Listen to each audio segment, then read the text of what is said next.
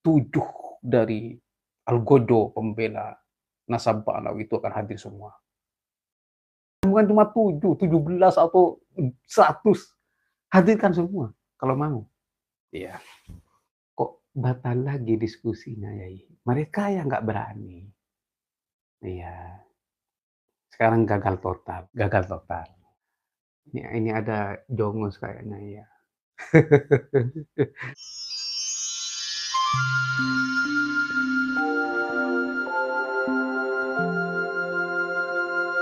Teman-teman kan kemarin di sini kan ada tangan-tangan diskusi dari kaum Habib yang dicanangkan pada 18 Januari itu gagal total. Ya. Itu kan sudah ada di tanwilnya. Gagal total Mas Bobi Rusman. Ya. Dan teman-teman minta kemarin, nanti kalau pas gagal total diinfokan, Yai. Oke, saya infokan. Nggak jadi. Diskusinya nggak jadi. Kenapa nggak jadi? Ya mereka nggak siap. Saya nggak bilang takut ya. Kasihan ya, nggak siap. Yang menggagalkan bukan dari pihak kami, tapi dari pihak mereka. Padahal yang minta diskusi itu kan bukan kami, mereka. Ya. Mereka. Terus katanya tempat dan moderator, penitia itu kan mereka semua. Mungkin dipikir-pikir ya sama mereka, Mas Bobi Rusman. Wah ini takut lah, pikir-pikir takut begitu untuk menghadapi kami. Ya, kemarin itu si kaum Habib Mbak Alawi itu mengutus jongusnya, 2 jongusnya, tapi yang menghadap satu, yang satunya takut ya, untuk mengajak kami diskusi. Ya kami iyakan, oke nggak masalah. Iya. Di mana itu tempatnya? Di Surabaya katanya. Oke, tentukan tanggal, hari, jam, dan tempatnya. Kalau itu mau ditaruh di Surabaya. Masih mau menghadap dulu katanya. Oke, saya tunggu. Menghadap dulu ke junjungannya, balik lagi. Bawa informasi, debat ditunda dari 15 Desember ditunda ke 28 Desember. Kemudian sebelum 28 Desember, utusan itu datang lagi untuk menginformasikan kalau debat itu ditunda lagi ke 18 Januari. Ya. Nah sekarang ini sudah sampai ini kan H-1 ya. Ini nggak ada kabar lagi. Ya intinya gagal gitu. Jadi ini gagal total ya. Informasi tambahan kalau moderator, panitia, tempat mereka yang menentukan. Demi berjalan lancarnya diskusi ini kami iakan semua. Padahal teman-teman banyak yang telepon. Kami ketemu dengan Said Zulfikar di Jember di salah satu undangan mantenan itu, jangan nanti dijebak, jangan di-framing. Saya nggak takut, ya mau dijebak seperti apa. Karena saya sudah punya jawaban semua. Mereka mau silat ke sini, silat ke sana, mau seperti apapun saya punya jawaban semua. Hanya nggak takut ya. Apalagi kami ini orang Madura bilang gitu. Daripada putih mata lebih baik putih tulang, tak gitu kan. Nanti apa di grup, enggak takut, enggak masalah ya. Kami hadapi semua. Utusannya itu kan menginformasikan kepada saya 7 dari Algojo pembela nasabah Alawi itu akan hadir semua. Dan mereka itu bukan orang sembarangan. Siapa saja, Idrus Romli, Wapi, terus Ajil Baitillah, Sirumil, dan yang di Madura itu, nah itu disebut semua. Emang gua takut saya bilang itu. Hadirkan bukan cuma 7, 17 atau 100. Hadirkan semua kalau mau. Tak gitu kan. Hadirkan jangan hanya 7. Terus selalu sedikit. Yang penting junjungan mereka hadir. Itu saja. Tapi kalau cuma jongusnya saja saya nggak mau. Buang-buang waktu, buang-buang tenaga. Perwakilan dari Robitor Alawi itu 2 atau 3 orang harus hadir mengatasnamakan kalau diskusi ini bukan dengan jongos, akan tetapi dengan Robitor yang dibantu oleh Jongus itu tidak masalah. Ini teman-teman, ini informasi. Kalau cuma Jongusnya yang berdebat, itu konsekuensi nutulensi diskusi itu tidak akan berdampak kepada kaum Mbak Alawi. Nanti Mbak Alawi yang bilang begini, kan bukan saya yang diskusi, orang lain. Nah, di sini kenapa saya tidak mau kalau cuma Jongus doang, di sini. Karena tidak ada faedahnya. Hasil diskusi ini tidak akan memberi solusi untuk polemik nasab. Makanya Jongusnya itu ajak semua, dari Sabang sampai Merauke. Ada semua, tapi ada perwakilan 2 atau 3 orang dari Habib yang mengatasnamakan Robitoh Alawiyah. Tujuannya apa? Tujuannya agar diskusi ini memberi solusi atas polemik nasab yang sampai saat ini belum selesai. Itu tujuannya. Kalau cuma Jongusnya, nanti Habibnya bilang begini, "Oh, itu bukan saya, itu orang lain." Ya, terserah. Yang penting saya tidak seperti itu. Nah, seperti ini teman-teman. Debat sama Habib itu persis debat sama copet. Nggak jadi, gagal besok, iya, gagal total sudah. Gagal total. Kan mereka sendiri yang mengajukan debat, diskusi, terus mereka juga yang mengajukan moderatornya dari mereka. Mungkin begini dulu ya, saya sudah baca itu. Waktu mereka mengajukan debat ya mungkin dikira kami takut, begitu. Nah, setelah kami layani, akhirnya mereka cari celah agar kami mundur. Mmm, agar kami mundur, maju terus nggih siap. Agar kami mundur mungkin ya. Makanya mereka menyodorkan kalau yang pertama, tentang tema. Dirubah dari debat itu menjadi diskusi ramah tamah. Loh, akhirnya saya tanyakan, "Apa sih artinya diskusi ramah tamah?" "Ya diskusi dengan makan." Terus, ending-nya apa? Ternyata ending-nya begini, kita ini ya silaturahim, makan, dan melakukan kesepakatan yang ada diskusi kecil ya semacam jagonganlah, Habib-habib, Wali Songo gitu. Ini yang dikemas sebagai diskusi ramah tamah, astagfirullahaladzim. Mmm, terus akhirnya saya tanyakan, ini kan harus apa ya, ada pertemuan dulu sebelum pembentukan panitia. Terus dia jawab dari utusan mereka itu, eee, "Faedahnya apa bertemu dulu sebelum pembentukan panitia?" "Loh, diskusi ini kan dari kedua belah pihak," saya bilang gitu. Lalu ya kami sepakati bersama. Sepakati bersama itu baik di panitia, tempat, moderator, namanya diskusi. Nggak mau mereka, "Enggak, bukan begitu caranya." Loh, berarti bukan diskusi dong, kami hanya sebagai tamu. Kami sebagai tamu, terus kami dijamu, selesai. Astagfirullahaladzim. Pokoknya ya cari celah lah agar diskusi itu tidak jadi, begitu. Ya kami biar biar diskusi ini berjalan lancar, ya kami iakan semua. Moderatornya dari mereka, tempatnya dari mereka, penelitiannya dari mereka, tanggalnya dari mereka, sudah kami iakan semua. Yang penting diskusi ini terjadi kan begitu. Tapi yang kalau kami nggak seperti mereka kan. Kalau mereka langsung di-framing, difoto, al-kaburi, kalau kami enggak, ya. Mereka mau kabur, mereka tidak jadi ya, nggak di-framing, difoto, nanti kursinya mereka al-kaburin. Eh,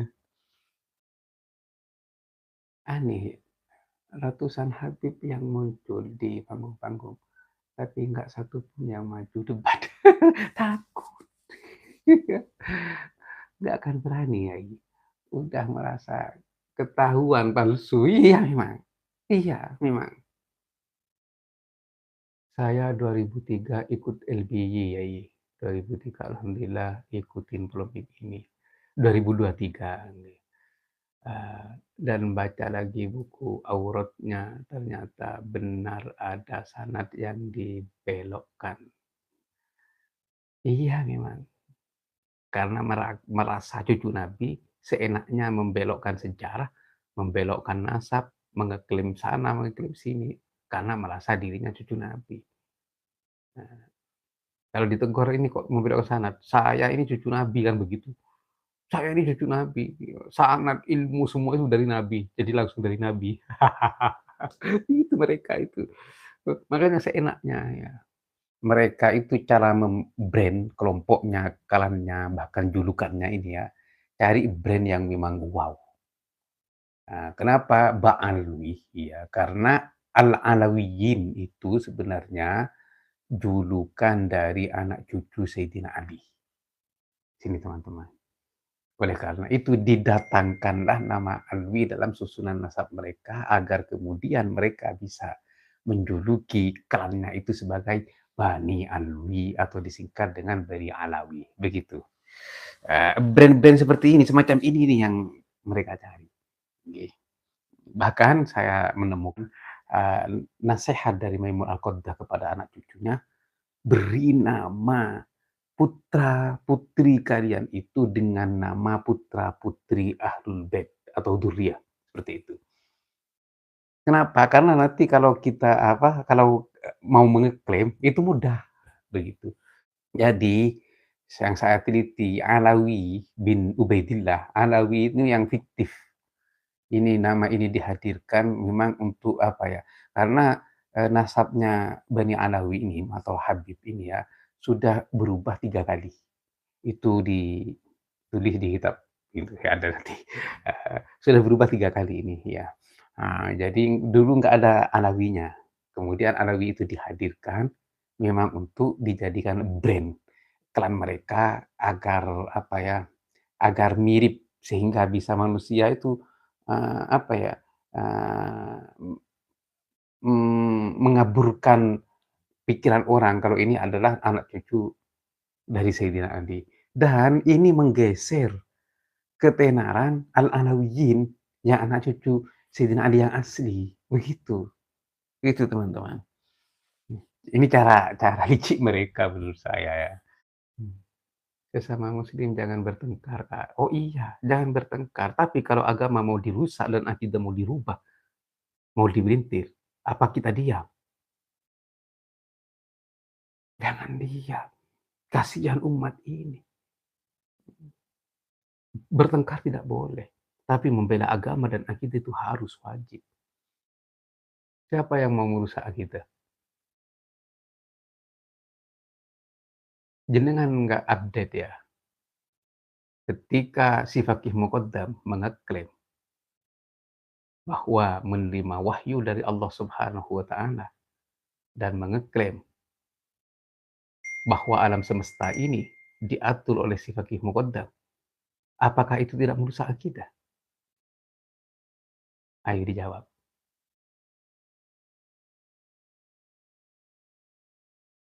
Innal kauna li mislu habbatil khardal, katanya si Fakih Muqaddam. Alam semesta ini di tanganku sama seperti biji sawi, paling kecilnya biji. Uqallibuhu kaifa syi'tu, aku bolak-balikkan semauku. Nggak tahu saya lah, makanya ini merusak akidah. Hmm. Terus katanya menerima wahyu dari Allah Subhanahu wa Ta'ala. Eee, kalau kerajaan Allah itu diserahkan kepada salah satu kakek moyang mereka. Kerajaan Allah. Al-Quran sudah jelas. Walam yakun lahu syarikun fil mulki walam yakun lahu waliyyun minadh dhulli wa kabbirhu takbira. Apa artinya walam yakun lahu syarikun fil mulk? Allah tidak mempunyai, tidak ada sekutu bagi Allah Subhanahu wa Ta'ala dalam kerajaannya, tidak ada. Ba'alawi mengeklaim salah satu kakek moyang mereka ialah sekutu bagi kerajaan Allah Subhanahu wa taala. Itu merusak akidah.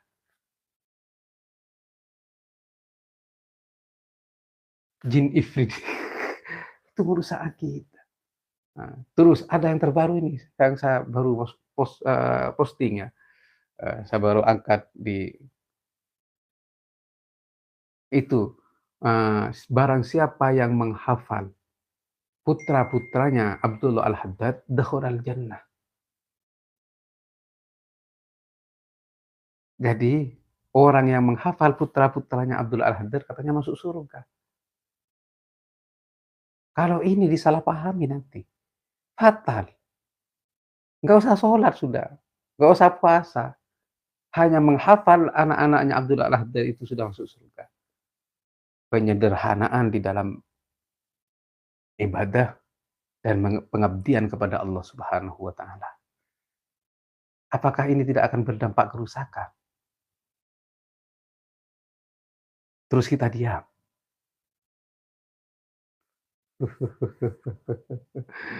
La haula wala quwata illa billah.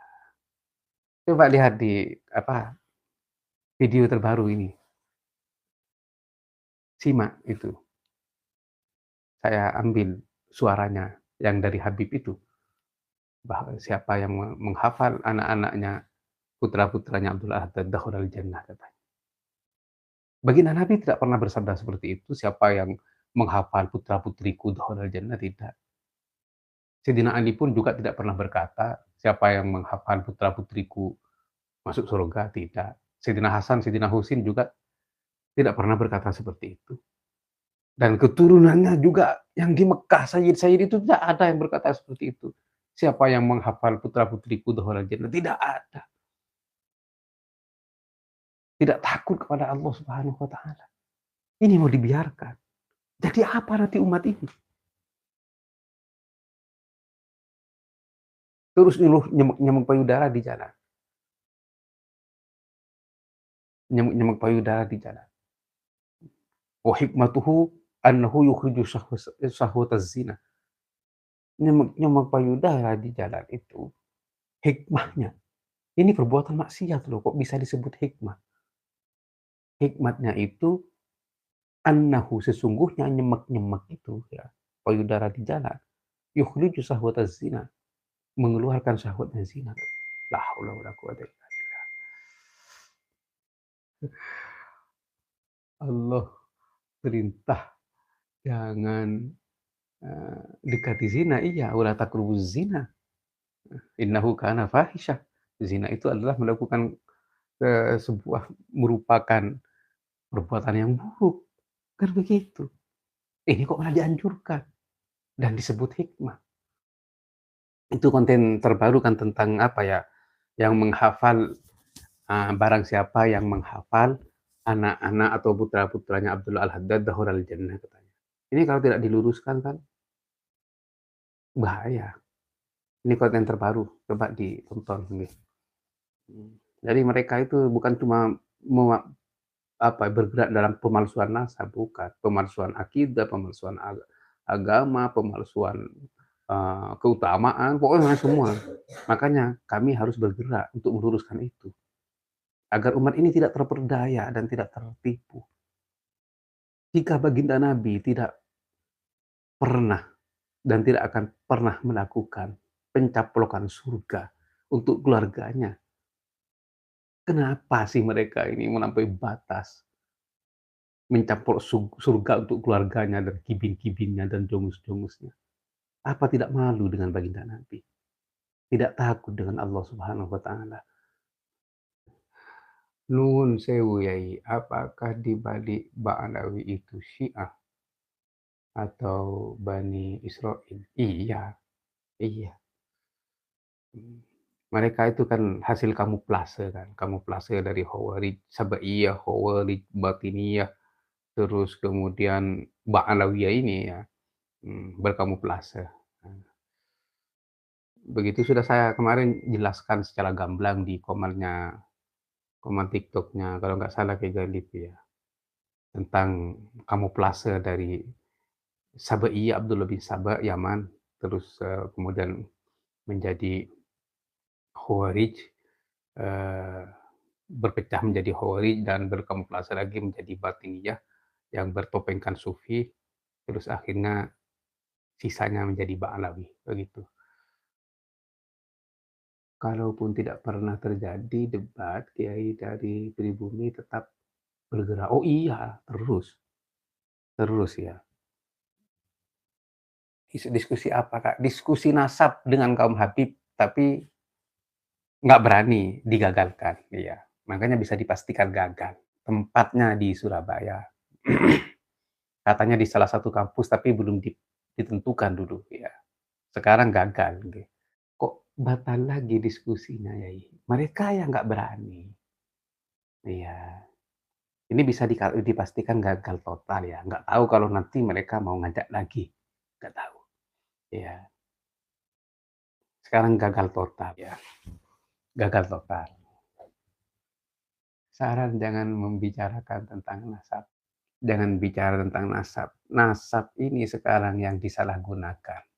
Iya, oleh karena itu agar saudara-saudara kita tidak terperdaya, maka kami harus menginformasikan nasab yang sahih, nasab yang makbul, dan nasab yang palsu, dan nasab bahkan nasab yang mardud. Begitu, saudara. Bahas terus Kiai, nasab baginda Rasulullah sallallahu alaihi wasallam. Iya, kan ini sesuai dengan anjuran para ulama salaf kita. Yang paling yang paling apa ya, yang paling cocok itu adalah komentar atau pernyataan Imam Ibnu Hajar Al-Haytami di dalam sebuah kitabnya, yang artinya yang bagi seharusnya, sewajibnya memang, sepantasnya memang, likulli ahadin, bagi setiap orang memiliki, hendaknya mempunyai atau ada kecemburuan terhadap nasab mulia ini. Apa yang dimaksud nasab mulia? Nasab baginda Nabi besar Muhammad Shallallahu Alaihi Wasallam. Ya, wadobtuhu, dan menelitinya, memverifikasinya untuk menjaga nasab warisan, nasab mulia yang diwariskan oleh baginda Nabi besar Muhammad Shallallahu Alaihi Wasallam untuk anak cucunya secara khusus, untuk umatnya secara umum. Wadabtuhu, mentelitinya. Bukan ikut-ikutan, bukan. Tapi kita ikut menteliti. Kenapa tujuannya? Untuk mengawal dan menjaga dan memelihara nasab mulia ini. Hatta la yantasiba ilaihi sallallahu alaihi wasallam ahadun illa bihaq. Sehingga tidak ada satu orang pun yang menisbatkan dirinya atau dinisbatkan nasabnya kepada baginda Nabi besar Muhammad sallallahu alaihi wasallam kecuali dengan hak, kecuali dengan benar. Begitu, teman. Kok sekarang ada klan, gerombolan klan ini yang mengaku nasab baginda Nabi besar Muhammad sallallahu alaihi wasallam. Namun karakter, ciri-ciri karakternya itu baik dia berdakwah, berapa, itu kok beda kontras dengan karakter dakwah baginda Nabi besar Muhammad sallallahu alaihi wasallam. Ini harus diteliti. Di mana yang konslet? Ternyata cangkokan.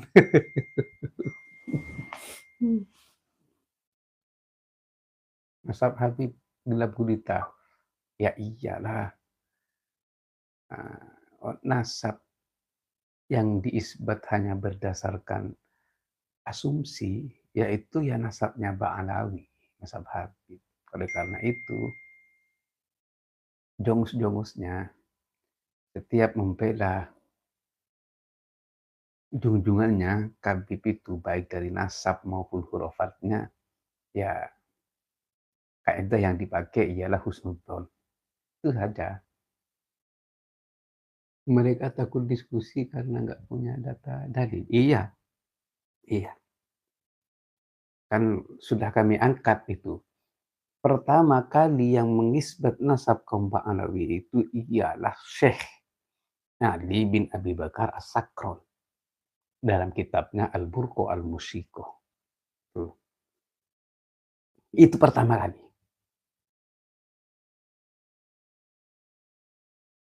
Di situ masih belum ada label Habib, ya, masih belum ada label Habib. Dan juga tidak ada label Sayyid dan Syarif. Syekh pada umumnya sudah, manusia biasa, tapi berilmu, yang ini.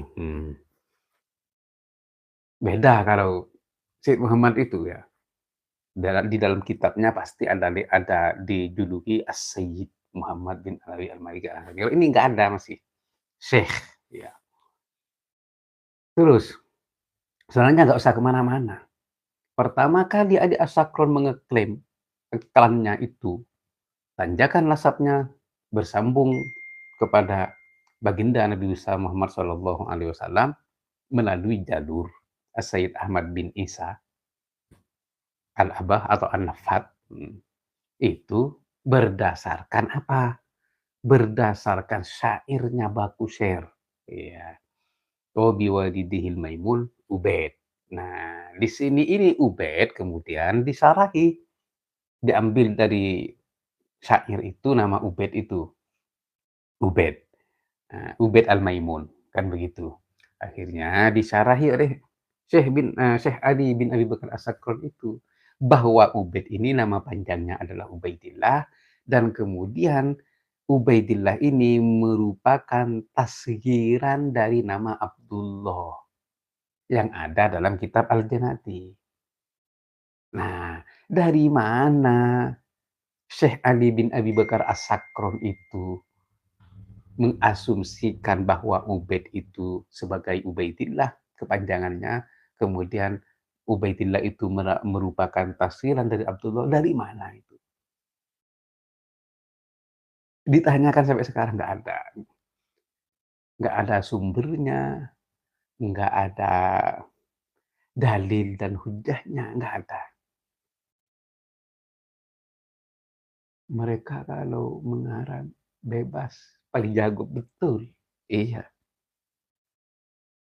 Hmm.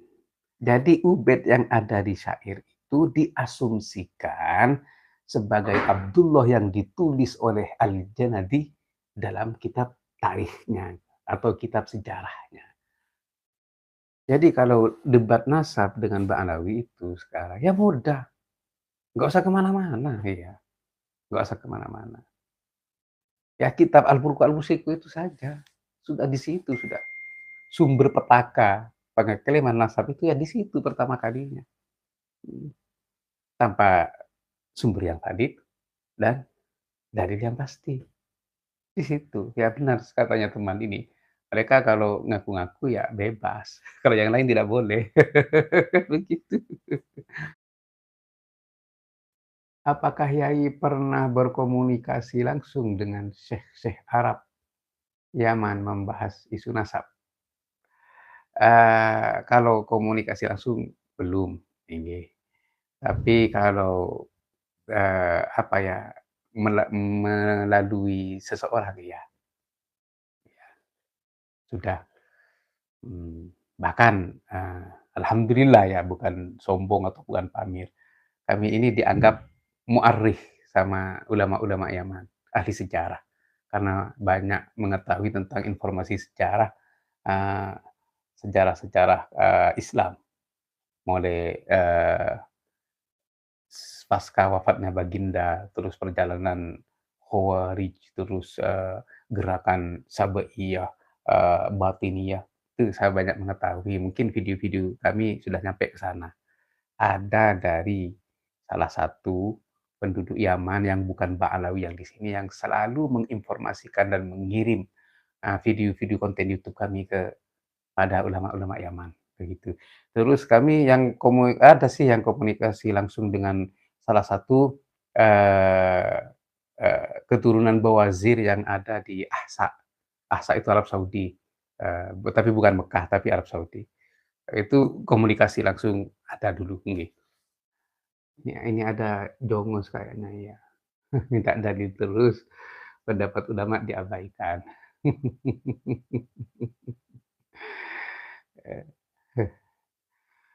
Pendapat ulama itu bisa dibuat hujah dan dalil ketika ijma. Iya. Atau pendapat ulama selama tidak bertentangan dengan yang lebih kuat, yang lebih besar, itu bisa dijadikan data pendukung untuk berdalil, begitu. Tidak, kami bukan hanya berpedoman dengan Al-Quran dan Al-Hadis, enggak. Pernyataan ulama, kalam dari ulama juga kami ambil, tapi yang tidak kontroversi. Kalau yang kontroversi berarti kan bermasalah, rancu.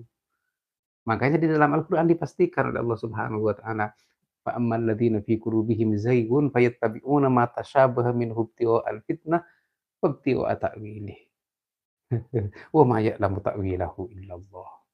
Jadi, adapun orang-orang yang ada kecenderungan sesat dalam hatinya, zayg, maka ia akan mengikuti dalil-dalil yang rancu, yang kontroversi, yang tidak jelas. Ini Allah Subhanahu wa taala yang berfirman, bukan saya.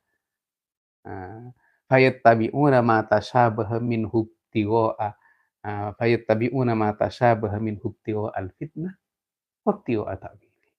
Dia akan mengikuti dalil-dalil yang syubhat, dalil-dalil yang rancu, untuk apa? Untuk menghadirkan fitnah. Allah. Menimbulkan fitnah di kalangan kaum muslimin. Makanya si Anjir Ubaidillah itu ya, ketika membela klaim mi'rajnya si Fakih Muqaddam, dia cari ya dari ulama-ulama yang rancu. Seperti Ibnul Farid, yang sebagian ulama di masanya itu menuduhnya sesat karena pengikut Al-Hulul wal Ittihad. Ibnul Arabi, Ibnul Arabi itu diseret. Kenapa? Karena Ibnul Arabi ini kontroversi, bertentangan dengan Al-Quran, bertentangan dengan hadis. Sehingga para ulama berkelompok, ada yang mengkafirkan. Itu kelompoknya Al-Iz bin Abdissalam. Siapa Al-Iz bin Abdissalam? Sultanul Ulama. Ada di kelompok Al-Iz bin Abdissalam ini adalah Ibnu Hajar Al-Asqalani. Siapa Ibnu Hajar Al-Asqalani? Penulis kitab Fathul Bari yang menyarahi Sahih Al-Bukhari, yang dijuluki sebagai Amirul Mukminin fi ilmil hadis. Itu mengkafirkan. Ibn Arabi. Siapa lagi? Imam Bulqini. Terus siapa yang menyesatkan Ibn Arabi? Imam Dhahabi. Katanya Imam Dhahabi, kami sudah berusaha untuk mentakwil, memperbaiki pernyataan-pernyataan Ibn Arabi. Tapi kami putus asa. Semakin ke sana kok semakin menyimpang. Nah, di sini. Kalau memang Ibn Arabi tidak dianggap sesat, maka tidak ada manusia yang sesat di dunia ini. Saking sesatnya. Ini Ibn Arabi. Siapa saja yang ada dalam kelompoknya Ibn Arabi, Syekh Zakaria Al-Ansori, Ibnul Muqri, Ibnul Hafidh Al-Baghdadi, dan banyak ulama-ulama yang lain juga. Kami sebut satu persatu di konten saya di channel YouTube ini. Begitu kan? Memang ada dari ulama yang membela, seperti Imam Suyuti yang menulis kitab Tanbihul Ghabi fi Tabri'ati Ibn Arabi. Terus juga siapa? Ibnu Hajar Al-Haytami, bukan Al-Asqalani ya. Kalau Al-Asqalani mengkafirkan. Ibnu Hajar Al-Haytami juga membela Ibn Arabi. Terus siapa lagi juga Abdul Wahab Asy-Sya'rani. Tapi para ulama itu di dalam membela Ibnu Arabi itu bukan membela perbuatannya dan pernyataannya yang menyimpang. Akan tetapi membela sosoknya. Jadi pernyataan-pernyataan yang menyimpang, perilaku yang menyimpang itu dianggap sebuah pernyataan dan perilaku yang dipalsukan kepada Ibn Arabi. Seperti itu. Bukan mengiyakan pernyataan yang menyimpang itu. Dan mendukung perilaku yang menyimpang dari syariat itu. Seperti itu, teman-teman. Para ulama di dalam membela ulama. Beda kalau sekarang jongus-jongus itu. Sekarang jongus-jongus dan kibin-kibin itu di dalam membela Fakih Muqaddam bukan membela sosoknya Fakih Muqaddam, akan tetapi membela pernyataan-pernyataan yang menyimpang, yang menentang syariat itu yang dibela dengan mentakwil, "Wa ma ya'lamu ta'wilahu illallah." Warrasikhun di sini. Nah, orang-orang yang pandai, orang-orang yang pintar di meneliti. Terima kasih. Wassalamualaikum warahmatullahi wabarakatuh.